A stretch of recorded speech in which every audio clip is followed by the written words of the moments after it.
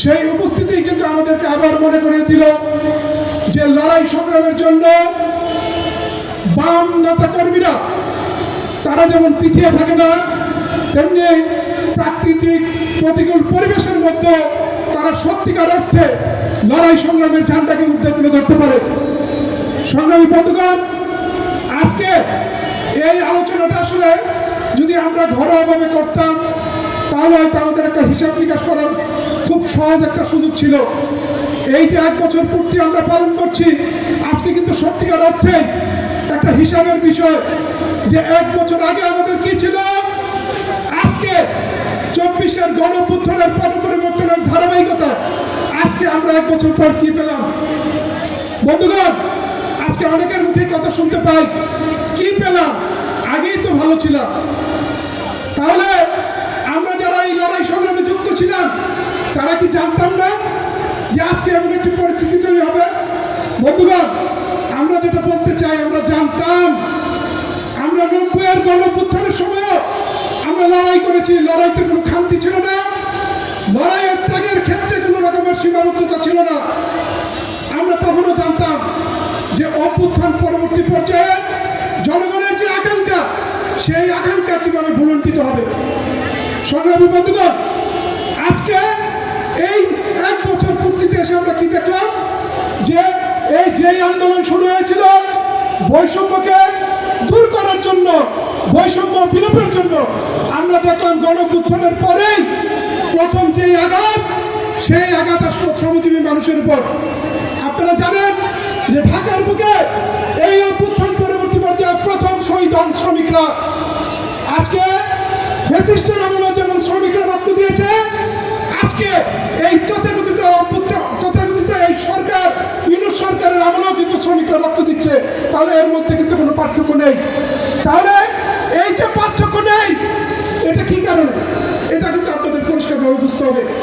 আজকে আমরা পত্রপত্রিকার মাধ্যমে আমরা কি দেখছি যে গতকাল আপনারা দেখেছেন আমাদের পার্টি বাসদ সহ বাংলাদেশের কমিউনিস্ট পার্টি বাংলাদেশ জাসদ, তারা এই শেষ পর্যায়ে ঐক্যমত্য কমিশনের শেষ পর্যায়ে এসে আমাদের যে সংবিধানের মূলনীতি, যেই মূলনীতিতে 4টি বিষয় আমরা মুক্তিযুদ্ধের মধ্য দিয়ে জনগণের আকাঙ্ক্ষার পরিপূরক হিসেবে আমরা সংবিধানে আমরা সেটাকে সন্নিবেশিত করেছিলাম, আজকে খুব কৌশলে এই ঐক্যমত্য কমিশনের মিটিংয়ে তারা বলার চেষ্টা করলো যে আমাদের এই মৌল কাঠামোতে এখন আমাদের যে মৌল কাঠামোর যে অংশ, সেই অংশে আপনার এখানে মানবিক মর্যাদা, সামাজিক সুবিচার এবং সাম্য, ধর্মীয় স্বাধীনতার বিষয়টিকে অন্তর্ভুক্ত করতে হবে।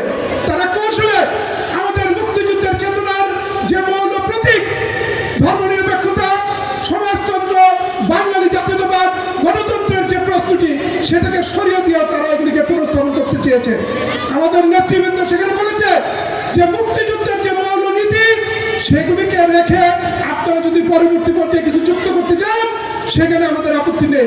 কিন্তু তারা সেখানে মেজরিটি মাইনরিটি ভোটাভুটির ভিত্তিতে খুব কৌশলে তারা এই গণ ঐক্যমত্যের কমিশনের যে তাদের যে দলিল, সেই দলিলে যখন পুনর্বিষ্ট করার জন্য চেষ্টা করছে, তখন আমাদের পার্টি সহ আরো 3টি পার্টি সেদিন সেই মিটিং বর্জন করে।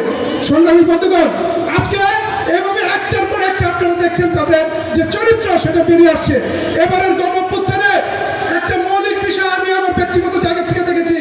আমরা অতীতে বিভিন্ন সময় যখনই আওয়ামী লীগের বিরুদ্ধে আন্দোলন সংগ্রাম হয়েছে, আমাদের দেশের যারা সনাতন ধর্মাবলম্বী তারা ওইভাবে এই আন্দোলনের সাথে যুক্ত হয়নি।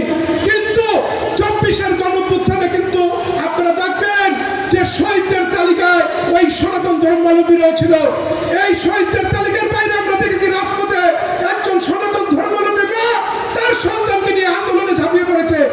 আজকে এই অভ্যুত্থান পরবর্তী পর্যায়ে আমরা কি দেখছি, সারা দেশে সংখ্যালঘু সম্প্রদায়ের উপরে তাদেরকে বিভিন্ন ভাবে কৌশলে তাদের উপর নির্যাতন নেমে এসছে। আপনারা দেখেছেন গত পরশুদিন ওই রংপুরের গঙ্গাচূড়া এলাকায় আপনার এখানে প্রায় 2000 হিন্দু ধর্মাবলম্বী লোকদের যে জায়গা, তাদের যে এলাকায়, সেই এলাকায় পুরনো যে একটি আপনারা দেখেছেন বিভিন্ন সময় ফেসবুকে বিভিন্ন বিষয়কে কেন্দ্র করে যেভাবে এই সংখ্যালঘু সম্প্রদায়ের উপরে অত্যাচার নিপীড়ন নেমে আসে, ঠিক একই কথায় সেখানে সেই সংখ্যালঘু সম্প্রদায়ের বাড়িঘরে আক্রমণ করা হয়েছে। আমরা এর আগে আমাদের পার্টির পক্ষ থেকে বলেছি এবং আমাদের দেশের যে প্রচলিত ফৌজদারি আইন, সেই আইনে পরিষ্কার বিষয় আছে, কেউ যদি কোনো অপরাধ করে সেই অপরাধের জন্য তার ব্যক্তিগতভাবে বিচার হতে পারে, তার জন্য তার ফ্যামিলি অথবা কোনো একটা সম্প্রদায়ের বিচার হতে পারে না। কিন্তু আমরা বিভিন্ন সময় দেখেছি এই দেশের সংখ্যালঘু সম্প্রদায়ের মানুষের মধ্যে ভীতি সঞ্চার করার জন্য, তাদেরকে বিভিন্ন উছলে এই দেশ থেকে সরিয়ে দেওয়ার জন্য বিভিন্ন চক্রান্তের অংশ হিসেবে এই ধরনের ফেসবুকের বিভিন্ন রিপোর্টকে কেন্দ্র করে তাদের উপর আক্রমণ নামিয়ে আনে। এর কারণ একটাই, আপনারা জানেন ব্রিটিশ আমলে যেমন ছিল ডিভাইড অ্যান্ড রুল, আজকে ঠিক একইভাবে স্বাধীন দেশেও বিভিন্নভাবে এই ডিভাইড অ্যান্ড রুল তারা পরিচালনা করছে। সর্বশেষ আমি যে কথাটি বলতে চাই সেটা হলো, আমরা কথায় কথা বলেছি যে শেখ হাসিনা ওই দিল্লির দাসত্ব মেনে নিয়েছে, তারা আমাদের বাংলাদেশকে দিল্লির করণ রাজ্যে পরিণত করেছে। আজকে আমরা কি দেখতে পাচ্ছি? আজকে আমরা শেখ হাসিনাকে উচ্ছেদের মধ্য দিয়ে আমরা দিল্লির যে দাসত্ব, সেই দাসত্ব থেকে বেরিয়ে আসছি। কিন্তু পাশাপাশি আমরা কি দেখতে পাচ্ছি? আমরা দেখতে পাচ্ছি বর্তমান ইউনূস সরকার সে বিভিন্নভাবে আজকে মার্কিন সাম্রাজ্যবাদের দাসত্ব গ্রহণ করছে। তারা গত কিছুদিন আগে আপনারা জানেন নন ডিসক্লোজার এগ্রিমেন্টের মাধ্যমে ওই আমেরিকার সাথে দাসত্বের চুক্তিতে আবদ্ধ হয়েছে। আপনারা জানেন সেই দাসত্বের অংশ হিসেবে ইতিমধ্যে তারা অনেক কিছু করা শুরু করেছে। এর মধ্যে আপনারা জানেন তারা আমাদের দেশের গণতন্ত্র থেকে শুরু করে বিভিন্ন পর্যায়ে বাণিজ্য সংক্রান্ত বিভিন্ন বিষয়ে তারা গোপন চুক্তি করেছে। আজকে হয়তো এই মুহূর্তে আমরা এই সমস্যাগুলির যে বাস্তব রূপ সেটা দেখতে পারবো না, কিন্তু কিছুদিনের মধ্যে আমরা দেখব যে আমেরিকার যে চক্রান্তের মাধ্যমে ইতিপূর্বে তারা, আপনারা জানেন যে মানবিক করিডোরের নামে তারা বার্মার সাথে আমাদের যে বর্ডার, সেই বর্ডার একটি মানবিক করিডোরের নামে এখানে এই আমাদের দেশের মধ্য দিয়ে বিভিন্ন ধরনের সাহায্য সহযোগিতার নামে সামরিক অনুপ্রবেশের পরিকল্পনা করেছিল। তারা আমাদের চট্টগ্রামের যে বন্দর, সেই বন্দরকে তাদের নিয়ন্ত্রণে নেওয়ার জন্য একটি প্রাইভেট কোম্পানিকে দেওয়ার চেষ্টা করেছে। আজকে তারা কিন্তু সেই জায়গা থেকে সরে আসেনি। গত কিছুদিন আগে আপনারা দেখেছেন আমাদের যে নৌপরিবহন মন্ত্রী সাগর সাহেব আবার নতুন করে আপনার চট্টগ্রাম বন্ধ দেওয়ার জন্য পরিকল্পনা করছে। সংগ্রামী বন্ধুগণ, আমাদের নেতৃবৃন্দ কথা বলবেন, আমি শুধু একটাই কথা বলতে চাই, আমাদের হারাবার কিছু নেই। অতীতে আমরা লড়াই সংগ্রাম করেছি, আজকে আমরা যারা সাধারণ মানুষ তাদের একটা কথা পরিষ্কার ভাষায় বলতে হবে, বুঝতে হবে যে সেটা কি, যে আমরা যদি আমাদের নিজেদের, আমাদের যে শক্তি, আমাদের যে দল, সেটা যদি আমরা চিহ্নিত করতে না পারি তাহলে আমরা বারবার পরাজিত হব। আর আমরা মনে করি এই পরাজয় আমরা আর পরাজিত হতে চাই না, তাই আমাদের সংগঠিত হবে।